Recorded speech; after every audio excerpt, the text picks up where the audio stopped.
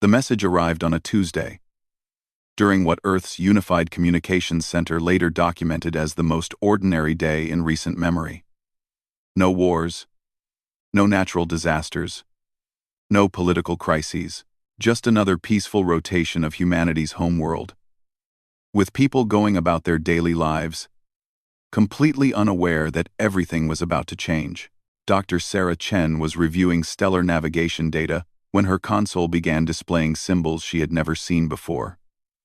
The transmission was coming from outside the solar system, riding on subspace frequencies that human technology could barely detect, let alone decode.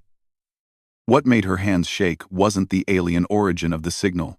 Humanity had been expecting first contact for decades. What terrified her was the desperate, pleading tone that somehow transcended language barriers. "Director Morrison, you need to see this," Sarah called across the lab, her voice barely steady. "We're receiving a transmission from the Kepler 442 system." Director James Morrison, a weathered man who had spent 30 years listening to the cosmos, approached with measured steps. He had learned long ago not to get excited about anomalous signals. Most turned out to be pulsars, equipment malfunctions, or over-enthusiastic graduate students. But when he saw the complex mathematical patterns scrolling across Sarah's screen, his skepticism evaporated. "That's not natural," he whispered, studying the precise geometric sequences. "Someone's trying to communicate." The translation took 72 hours. Linguists, mathematicians, and xenobiologists from every major university worked around the clock, fueled by coffee and the knowledge that they were making history. When they finally cracked the basic structure of the alien language, the message that emerged chilled everyone who read it. To any who received this transmission: "We are the Villani of the Kepler 442 system. Our worlds are dying. Our children are being harvested. The devourers came from the void between stars, and we cannot stop them. We have defended for 2 solar cycles, but our fleets are broken. Our cities burn, and our hope fades. If there are others among the stars who value life, who understand mercy, please help us. We do not ask for much, just the chance for our young to survive. We are not warriors. We are builders, farmers, dreamers. But the devourers see only food in our flesh and fuel in our bones. This may be our final transmission. If any hear this message, remember that the Villani lived, that we loved our children, that we tried. Please, if you can, help us." The message repeated every 12 hours, each transmission weaker than the last. President Elena Vasquez received the translated message at 0300 hours, pulled from sleep by her security detail. She sat in her pajamas in the Oval Office, reading the alien plea by lamplight, while her advisors debated the implications in hushed tones. "How do we know this is real?"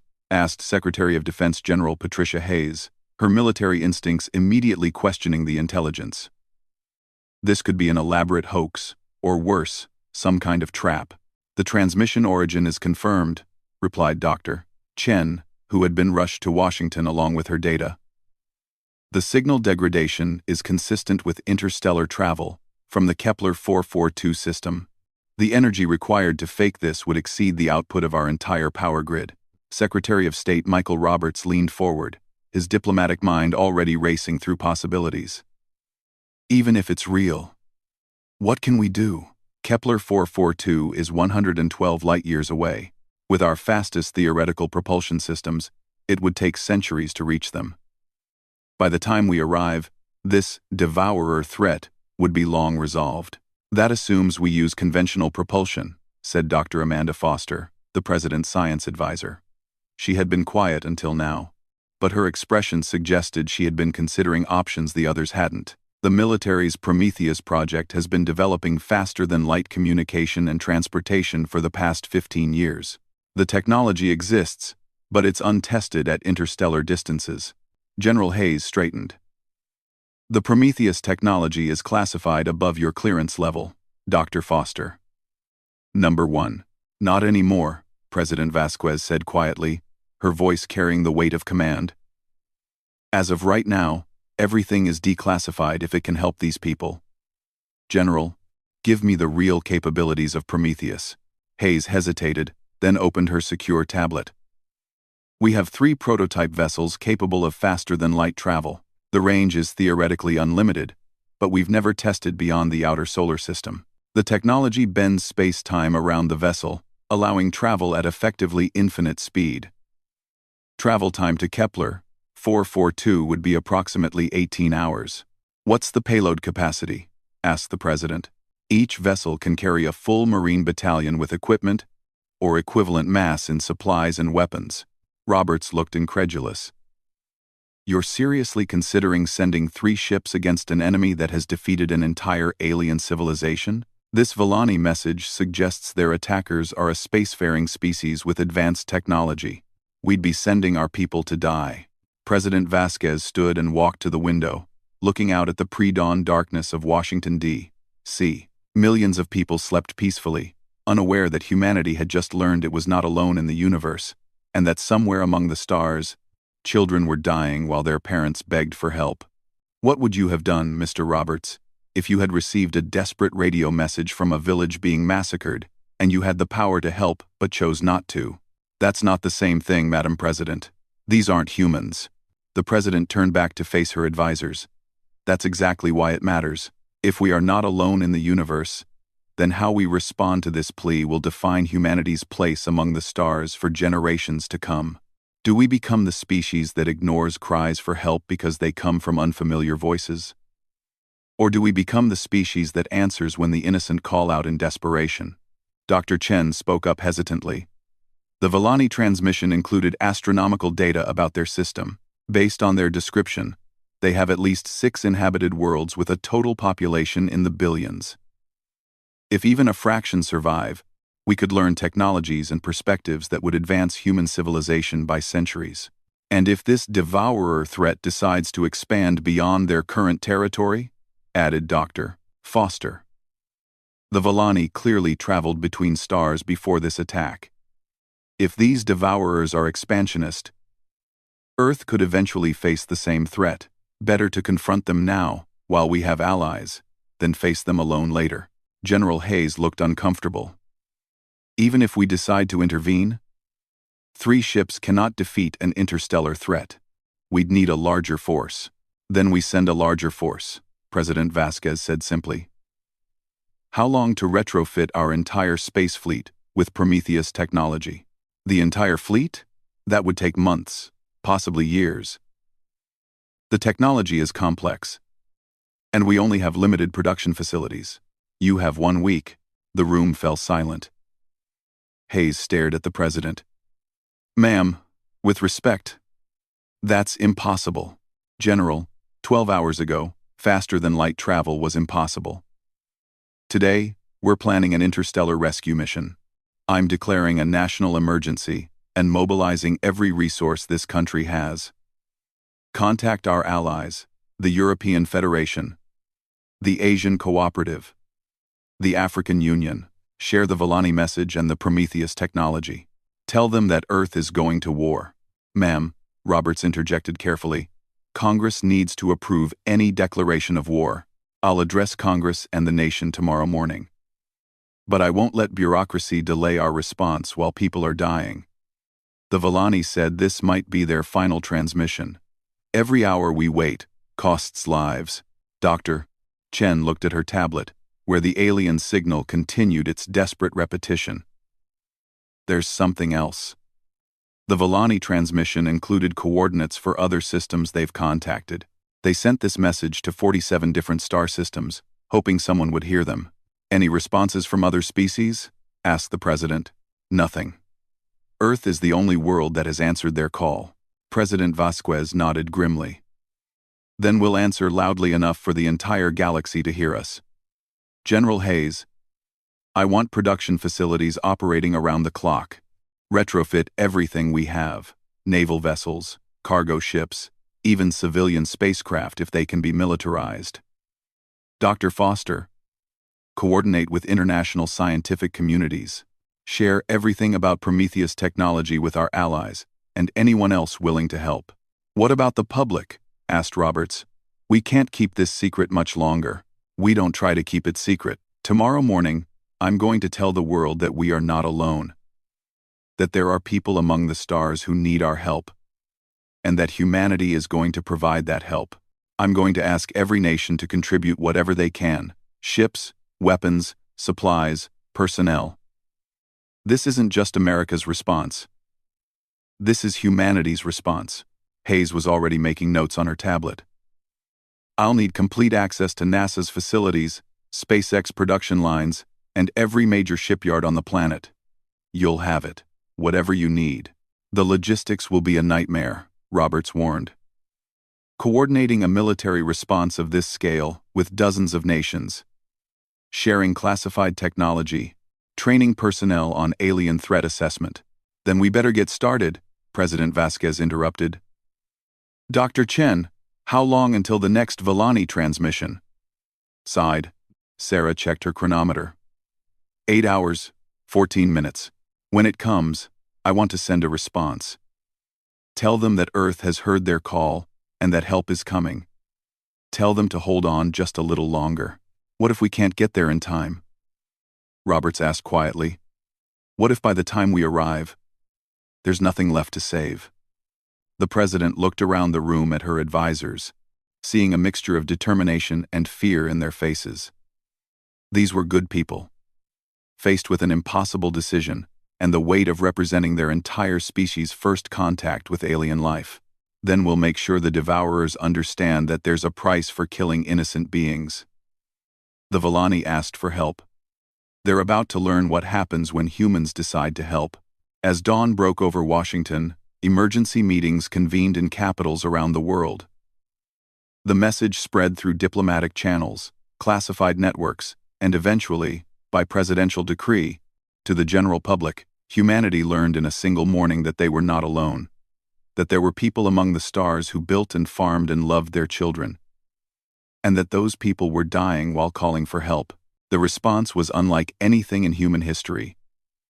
Within hours, volunteers flooded military recruitment centers.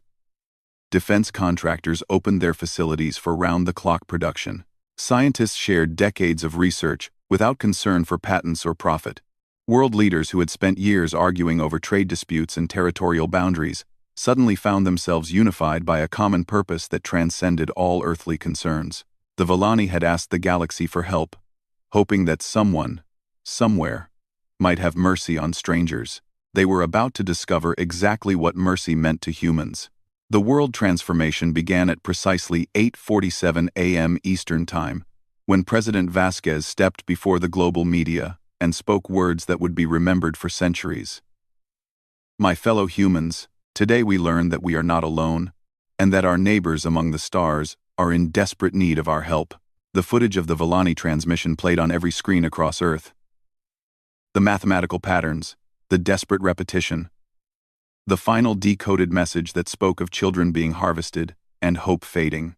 By noon, the internet crashed twice under the volume of traffic as humanity collectively processed the reality that alien life existed, was intelligent, and was dying while asking for help. Dr. Marcus Webb had been designing quantum engines for theoretical deep space exploration at the European Space Consortium when his secure communication device started buzzing with priority alerts. Within 6 hours, he found himself on a military transport, headed for Nevada, carrying blueprints that he had assumed would never see practical use in his lifetime. You understand the urgency? Asked Colonel Sarah Martinez, the Prometheus Project's chief engineer, as she reviewed Webb's designs during the flight. Save innocent aliens from genocidal attackers in a star system over 100 light-years away? Webb rubbed his tired eyes. No pressure at all. The preliminary reports suggest the Villani have been fighting for 2 years, Martinez continued, spreading holographic displays across the transport's workstation. Their transmissions are getting weaker, which means either their technology is failing or their population centers are being systematically destroyed. Webb studied the tactical assessments that human intelligence had compiled from the Villani messages. What do we know about these devourers? Very little. The Villani described them as void dwellers who consume biological matter and use organic compounds as fuel for their technology. They appear to be nomadic, stripping systems clean before moving on. No communication attempts, no negotiation, just systematic extermination. Locusts, Webb muttered, thinking of the swarms that occasionally devastated Earth's agricultural regions. Space locusts with advanced technology. The transport touched down at Area 51, where the most classified military research in human history was being conducted. What Webb saw when he stepped off the aircraft defied everything he knew about government efficiency and international cooperation. The base had tripled in size overnight. Prefabricated research facilities stretched across the desert, connected by fiber optic cables and power lines. Representatives from 24 nations worked alongside American scientists, sharing technology that had been classified beyond top secret just hours earlier. Chinese quantum physicists collaborated with Russian propulsion engineers, while Japanese materials scientists worked with German manufacturing specialists. "How did you organize this so quickly?" Webb asked, as Martinez led him toward the main research facility. "We didn't organize it. It organized itself. When the president declassified Prometheus and shared the Villani transmission, every major power on Earth started calling within minutes. Everyone wants to contribute. The Chinese offered their entire space manufacturing capability. The Russians provided their nuclear pulse engine designs. The Japanese sent their best AI systems engineers. Even countries without space programs are contributing whatever they can." Inside the main laboratory, Webb found controlled chaos that somehow functioned with perfect efficiency. Engineers had taken the 3 existing Prometheus-equipped vessels and were reverse engineering the technology as quickly as possible. Manufacturing specifications were being transmitted to facilities around the world, where production lines were being retooled to build faster-than-light engines instead of cars, smartphones, and washing machines. "The production timeline is insane," explained Dr. Yuki Tanaka, who had flown in from Tokyo with the specifications for quantum manufacturing systems. "We're essentially rebuilding human spacefaring capability from scratch in a matter of days." "What's our target fleet size?" Webb asked, watching as technicians carefully disassembled a Prometheus drive to understand its principles. "Every ship we can launch," replied Admiral Rebecca Stone, who had arrived from Naval Space Command. "Military vessels, cargo ships, research platforms, even retrofitted commercial spacecraft. The current estimate is 430 ships of various classes." Webb stared at her. "That's not a rescue mission. That's an invasion fleet." "2. Exactly," Stone said grimly. "The Villani asked for help. They're getting the entire human species. Across the planet, the mobilization continued with unprecedented speed and cooperation. The International Space Station became a construction hub, where crews worked in 12-hour shifts to build modular, faster-than-light drives. The European Space Agency's manufacturing facilities in Kourou began producing weapon systems based on human military technology scaled up for space warfare. China's lunar mining operations redirected their entire output to provide raw materials for ship construction. Captain Maria Santos had been commanding cargo runs between Earth and Mars when she received orders to report to Luna Base for special assignment.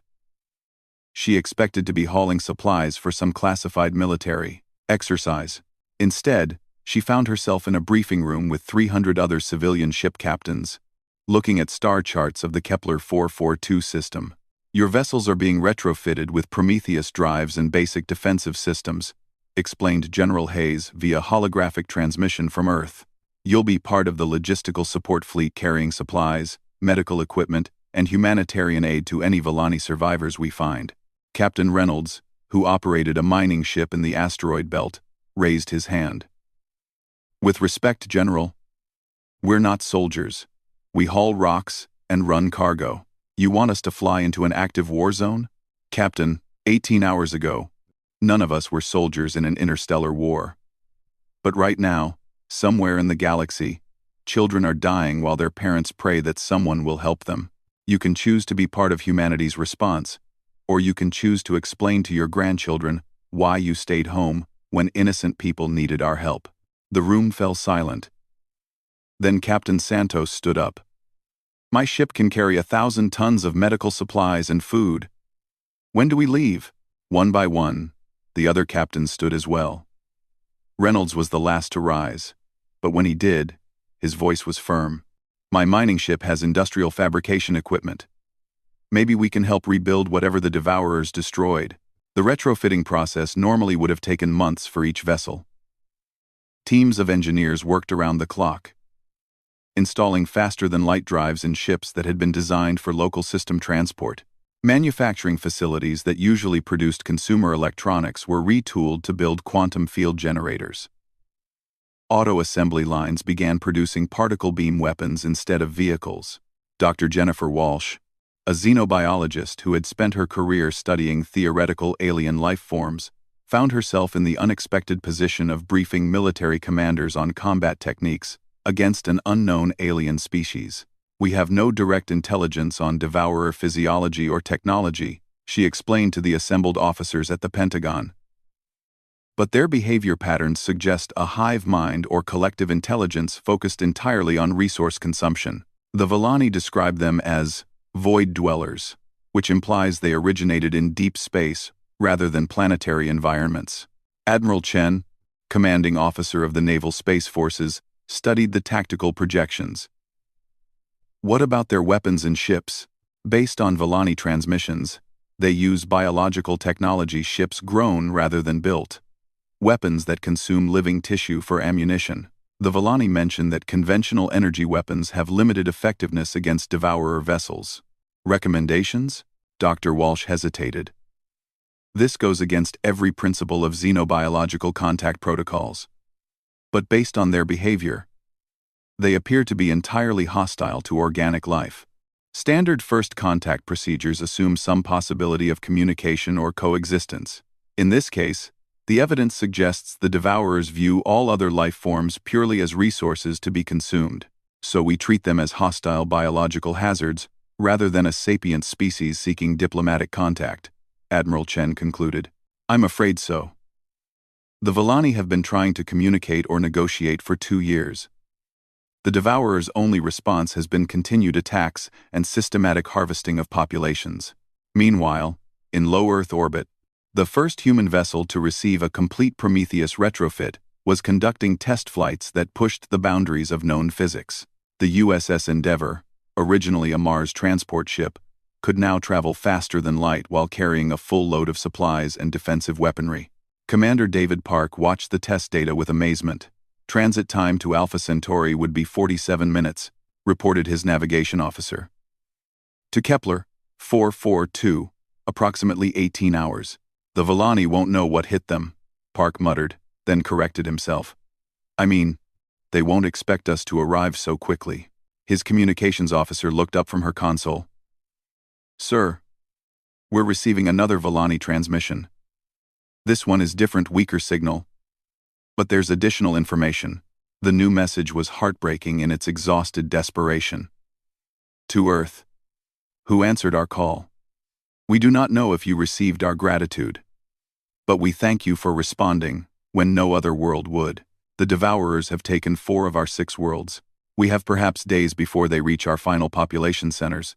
We do not expect rescue, the distance is too great, and we are too few. But knowing that someone heard us, that someone cared enough to answer, gives us comfort in our final hours. We die knowing that we are not alone in the universe, and that there are those among the stars who value life. Thank you for hearing us. Thank you for caring about strangers." President Vasquez read the message in the Situation Room, surrounded by the military and scientific leaders coordinating humanity's response. The room was silent for a long moment before she spoke. "Send a response. Tell them that Earth is not just answering 'we are coming.' Tell them to hold their positions and protect their people for just a little longer. Tell them that humanity doesn't abandon friends."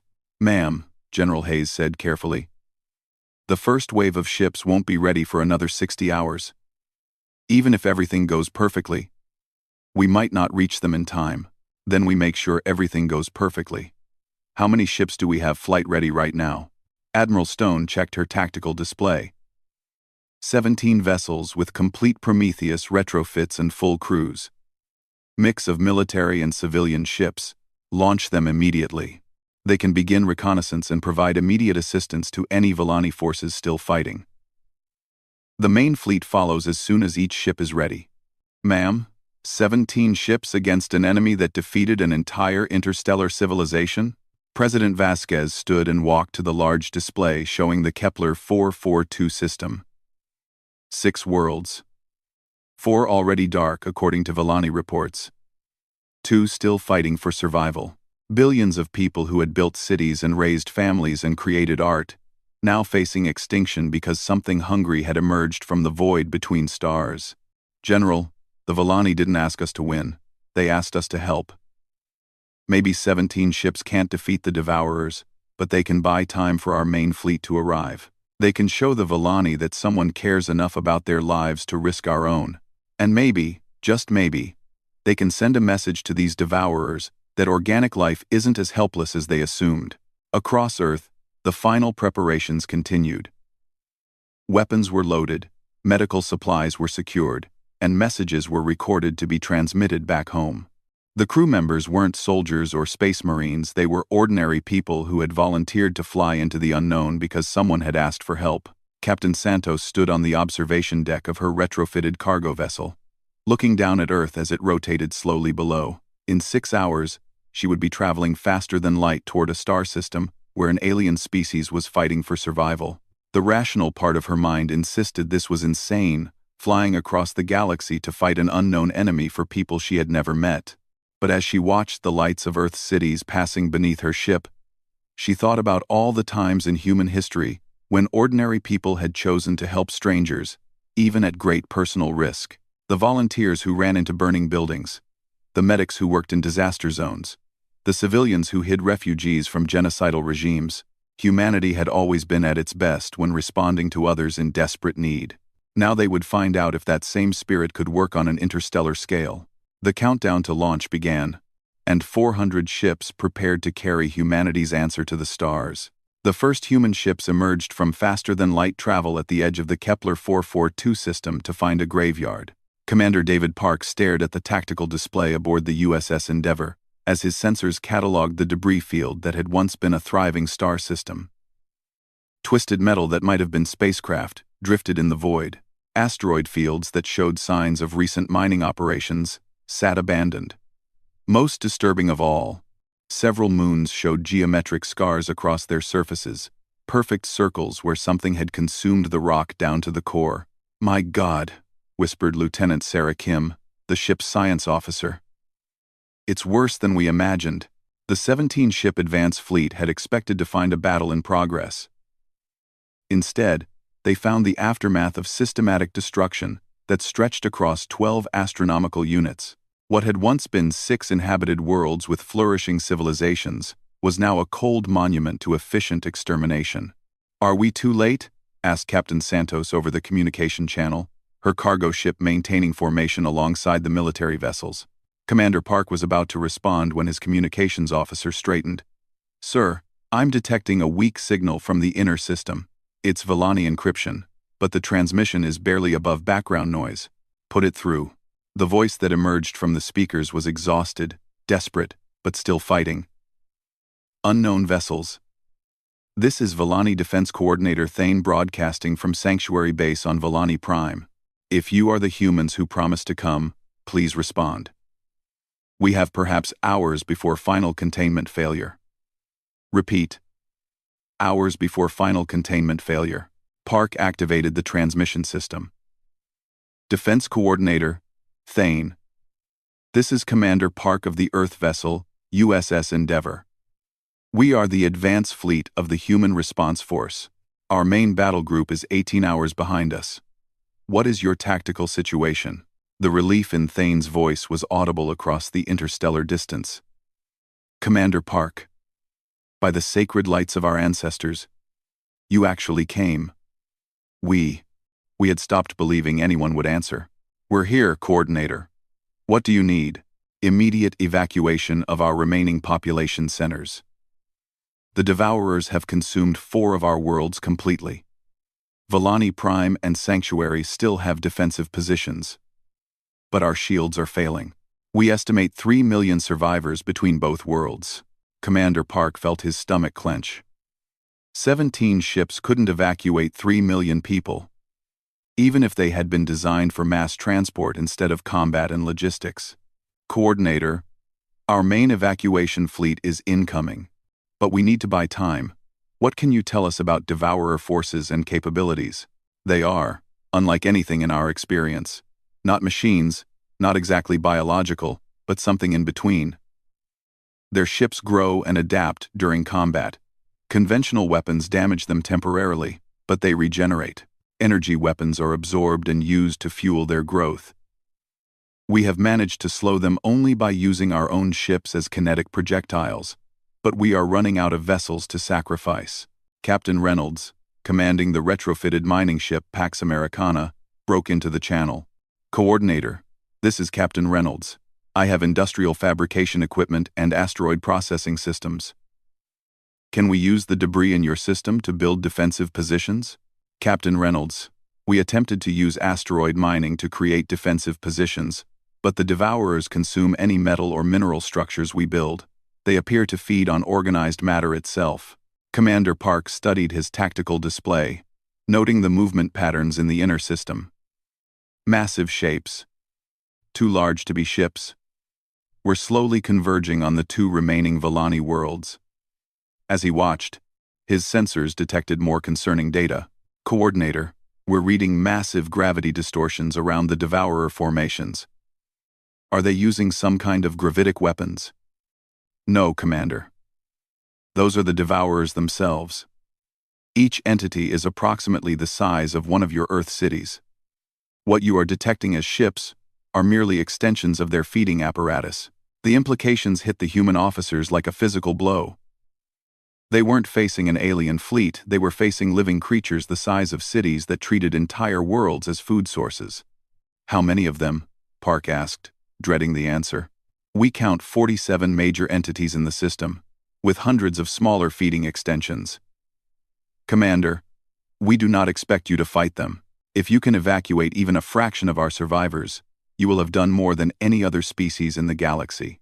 Park looked at the data streaming across his displays. 47 city-sized creatures, hundreds of supporting organisms, and only 17 human ships. The rational response would be to begin evacuation procedures and retreat before the main devourer swarm detected their presence. Instead, he opened a channel to the entire human advance fleet. All ships, this is Commander Park. You've heard the situation.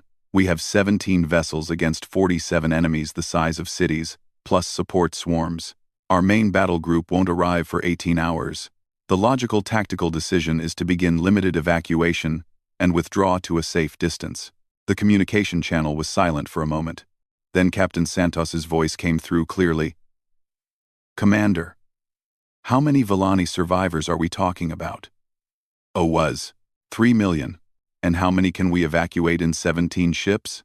Park did the calculations. Maybe 50,000. If we strip all non-essential systems and pack people into every available space. Another silence. This time it was Captain Martinez from the destroyer USS Defiance who spoke. So if we take the logical approach, we save 50,000 and abandon 2.95 million to be consumed by space monsters. That's the tactical reality. Yes. Well, said Captain Reynolds, his mining ship already changing course toward the inner system. I didn't come this far to do math. I came to help people. How do we kill these things? Commander Park felt a familiar sensation the moment when a human being decided that logic was less important than doing the right thing, regardless of the cost. He had seen it in combat veterans who charged machine gun nests to save wounded comrades. He had read about it in historical accounts of civilians who hid refugees from genocidal regimes. Now he was seeing it on an interstellar scale. All ships, form attack formation. We're going to learn how to kill city-sized monsters. The 17 human vessels accelerated toward the inner system, where creatures older than human civilization were slowly consuming the last remnants of the Volani species. What they lacked in size, they made up for in determination and a uniquely human approach to impossible odds. The first engagement occurred near Volani Prime's outer moon. A devourer entity, roughly the size of Manhattan and resembling a fusion of organic tissue and crystalline structures, was extending feeding tendrils toward the planet's remaining population centers. Its surface rippled with bioluminescent patterns that might have been beautiful if they weren't marking the locations where millions of people had been consumed. Target the connection points between the main body and the feeding extensions, ordered Commander Park. If these things are biological, they might be vulnerable to severing attacks. The human ships opened fire with everything they had. Kinetic projectiles, particle beams, fusion warheads, and experimental plasma weapons designed for asteroid mining all struck the creature simultaneously. For a moment, the Devourer's bioluminescent patterns flickered and dimmed. Then the creature's surface began to glow brighter, and new feeding tendrils erupted from its body, larger and more aggressive than before. "It's using our weapons as food," reported Lieutenant Kim. "Energy attacks are being absorbed and converted to biomass. Kinetic impacts are being metabolized as raw materials." "Well, that's inconvenient," muttered Captain Reynolds. "Anyone have suggestions for killing something that eats our weapons?" It was Captain Santos who provided the answer, her cargo ship moving into attack position despite having no weapon systems. "What if we don't try to kill them? What if we try to give them indigestion?" Before anyone could ask what she meant, Santos activated her ship's waste disposal systems.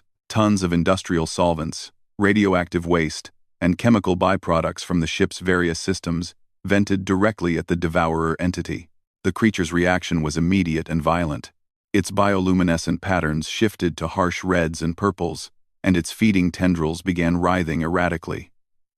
Sections of its surface started dissolving where the toxic chemicals had made contact. "It can't process poisonous materials," Santos announced triumphantly. "It's adapted to consume normal matter, but it can't handle industrial toxins." Commander Park immediately understood the implications. "All ships, vent whatever toxic materials you have. Chemical waste, radioactive byproducts, anything your disposal systems would normally handle. If these things want to eat our ships, let's give them the worst meal they've ever had." The battle became a combination of strategic warfare and creative chemistry. Human ships would approach Devourer entities and release clouds of industrial poison, then retreat while the creatures writhed in biological distress. It wasn't elegant, but it was effective. "This is Coordinator Thane," came the amazed voice from Villani Prime. "The Devourers are retreating from our defensive positions. How are you accomplishing this?" "We're poisoning them," Park replied matter-of-factly. "Humans produce a lot of toxic waste. Turns out it's useful for something after all." The tide of battle began to shift as more Devourer entities encountered human vessels and their unexpected chemical warfare tactics. The creatures had evolved to consume clean, organized matter from planetary ecosystems. They had no defense against the concentrated industrial poisons that human civilization produced as a byproduct of advanced manufacturing. But the Devourers were learning. As the smaller entities retreated, the larger ones began adapting. New appendages emerged from their bodies' organs that could process toxic materials and convert them into usable biomass. "They're adapting faster than we can poison them," reported Captain Martinez from the Defiance. "The larger entities are developing immunity to our chemical attacks." That's when the main human battle fleet arrived. 430 ships emerged from faster-than-light travel in perfect formation, surrounding the Kepler 442 system like an iron fist. Battleships, destroyers, cruisers, cargo vessels, mining ships, research platforms, and converted civilian spacecraft, all equipped with Prometheus drives and retrofitted with humanity's most advanced weapons. Admiral Rebecca Stone's voice echoed across all human frequencies. "This is Admiral Stone, commanding the Earth Liberation Fleet. All Villani forces. This is the cavalry. All human vessels, commence total war protocols." Commander Park had never heard of total war protocols. But the answer became clear as the main fleet began their attack. Instead of targeting individual Devourer entities, the human ships began systematic destruction of everything in the system. Asteroids were shattered to deny the creatures raw materials. Gas clouds were ignited to create radiation fields. Even empty space was seeded with expanding fields of industrial toxins that would poison anything attempting to feed in the area. "Admiral," Park asked over the tactical channel, "are we trying to make the entire star system uninhabitable?" "That's exactly what we're doing, Commander. If these creatures feed on organized matter, We're going to give them a star system where nothing can be safely consumed. Total war doesn't mean just fighting the enemy, it means making the environment itself hostile to enemy operations. The Devourers, ancient and experienced in consuming entire civilizations, had never encountered a species that would deliberately poison an entire star system to deny resources to an enemy. As human ships spread clouds of radioactive waste, chemical toxins, and biological agents throughout the system, the massive creatures found themselves unable to feed anywhere without risking contamination. The larger entities are beginning to retreat toward the system edge, reported Dr. Walsh from the science vessel Newton. They're attempting to leave the contaminated zone. Don't let them, ordered Admiral Stone. If they escape, they'll find another system to consume. We end this here.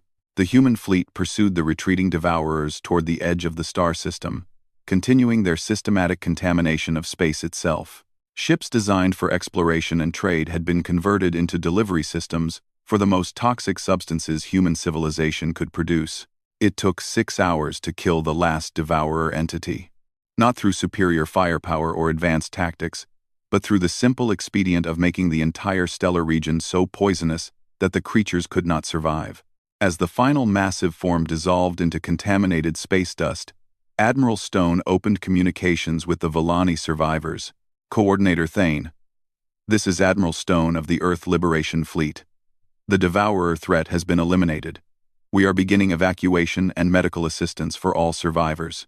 You are no longer alone. The response from Volani Prime was barely coherent, a mixture of gratitude, disbelief, and amazement that anyone had traveled across the galaxy to help them fight an enemy that had destroyed their entire civilization. But it was the secondary communication that concerned Admiral Stone. Dr. Walsh had been monitoring all frequencies during the battle, and she had detected something troubling. Admiral, we intercepted communications from 47 other star systems during the engagement. Word of our battle is spreading. The Devourers were apparently part of a much larger swarm that has been consuming worlds throughout this galactic region. Stone studied the star charts showing the affected systems, hundreds of worlds, billions of potential survivors, all facing the same threat that had nearly exterminated the Volani. Are they asking for help? Yes, ma'am. Dozens of species are transmitting pleas for assistance. They've heard that someone actually fought the Devourers and won. Admiral Stone looked at the fleet that surrounded her 430 ships that had traveled across the galaxy because strangers had asked for help. She thought about Earth, where billions of people were watching news reports and waiting to learn whether their neighbors among the stars would survive. Dr. Walsh, send a message to Earth requesting immediate reinforcements and supplies. Tell them we're going to need more ships and more poison. A lot more. Ma'am, are we really going to fight Devourers throughout this entire galactic region? Stone looked at the tactical display showing dozens of star systems where people were dying while calling for help. Somewhere out there, children were hiding while their parents desperately transmitted radio messages, hoping that someone, somewhere, might have mercy on strangers. Dr. Walsh, the Volani sent their distress call to 47 star systems, and only Earth responded.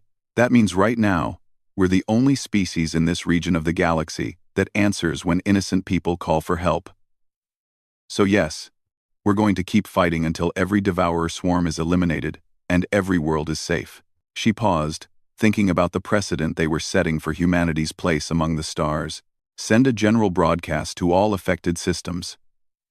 Tell them that Earth has heard their calls and that the human species does not abandon friends. Tell them that we're coming to help, and that they should prepare to be amazed by what happens when humans decide to care about strangers. As the human fleet began expanding operations throughout the galactic region, word spread among the surviving species about the people from Earth who had answered a desperate plea with total war against an ancient enemy. The Volani had asked for help. Humanity had responded by eliminating an existential threat to every organic species in their local galactic neighborhood. It was, species across dozens of star systems agreed, a fairly typical human response to being asked for assistance. From that day forward, no species in the galaxy ever doubted that humans would answer when innocent people called for help. The question wasn't whether humans would respond to a cry for assistance. The question was how much of the galaxy they were willing to poison to make sure the innocent survived.